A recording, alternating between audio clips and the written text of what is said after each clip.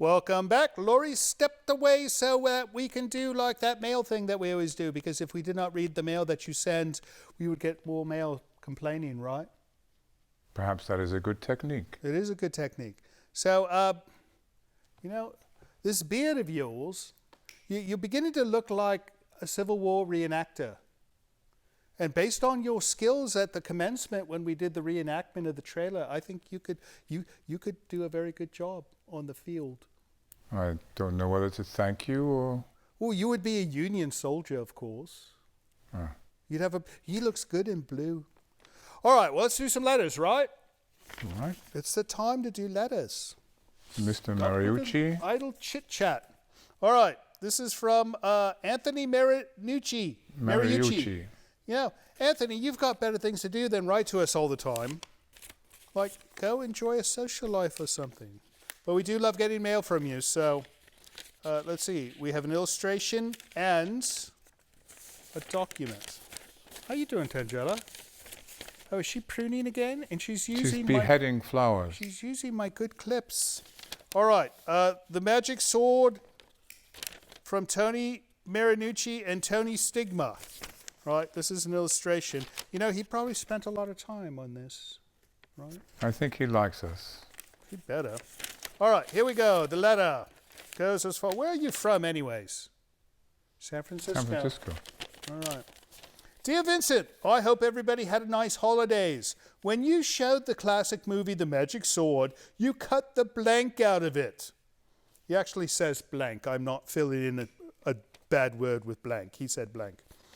Why was it only 90 minutes? To me, that's a 4-star movie. You cut the part when the girl turned into an old hag vampire witch.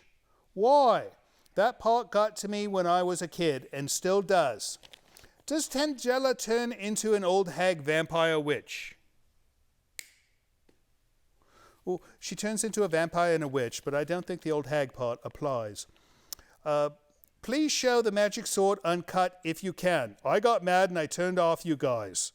But I still love you guys. From Tony Mariucci and Tony Stigma. All right, so we need to explain something to you, Tony.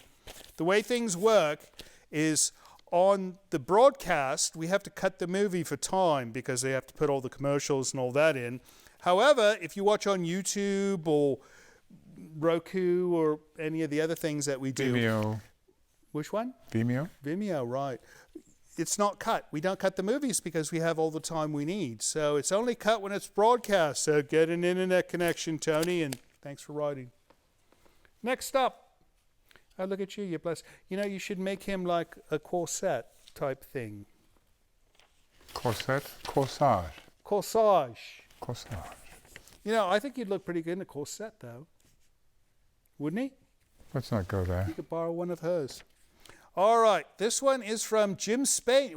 You know, we've got all the old people writing back to us again. Well, I don't think he's old. Jim Spain has written to us at least 20 times.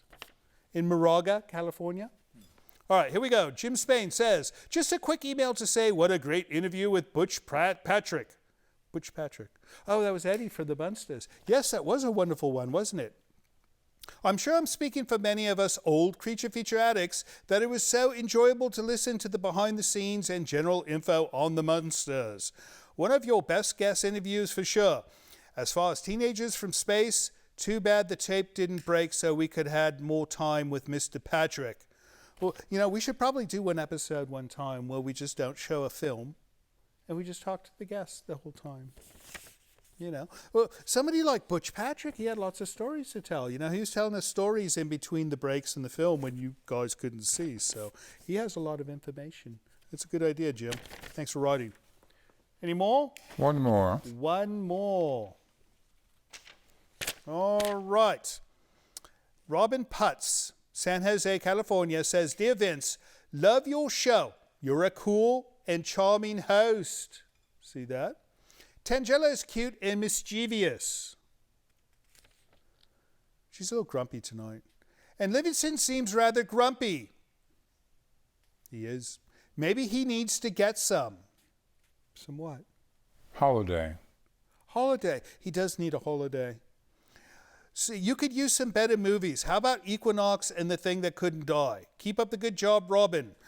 So Equinox and the Thing That Couldn't Die. We'll have to look into that because it's not in our current library, but it should maybe be based on her recommendation, right? All right. And one last thing before we get back to the film.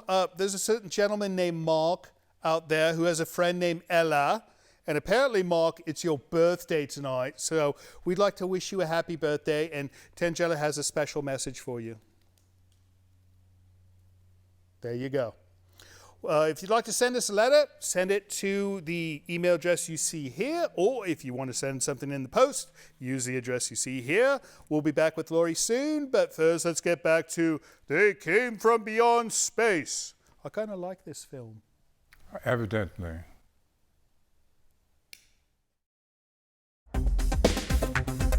This is Tom in Taylor, Arizona. It's good to see Butch looking so good. Enjoying the movie there. Just finished watching it. Y'all are great. And all I have to say is